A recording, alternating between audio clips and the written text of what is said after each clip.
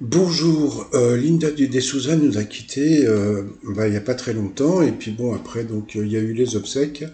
Là on peut voir son fils devant son cercueil et puis bon bah il y avait beaucoup de monde à ces obsèques mais il n'y avait pas de célébrité à part la seule célébrité qu'il y avait, c'était son agent Fabien Lecoeuvre. Bon alors on peut se poser la question à savoir mais alors pourquoi les autres célébrités ou personnalités entre guillemets ne sont pas venus à son enterrement, Drucker, Patrick Sébastien, tous ces gens-là qui l'avaient côtoyé récemment.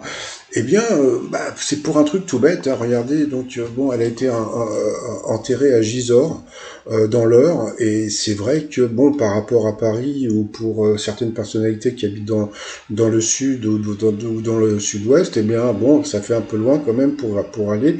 Donc, je pense que ils ont dû envoyer des couronnes de fleurs, etc.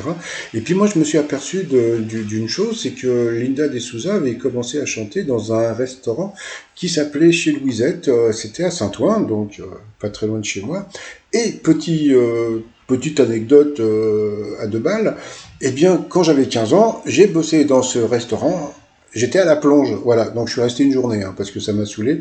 Et je me rappelle qu'à l'époque, il y avait une nana qui chantait du Piaf, voilà. Donc, j'étais trop jeune pour pouvoir croiser Linda de Souza. Donc c'est un restaurant qui existe toujours, hein, qui est dans les puces de Saint-Ouen. Allez, qu'elle repose en paix.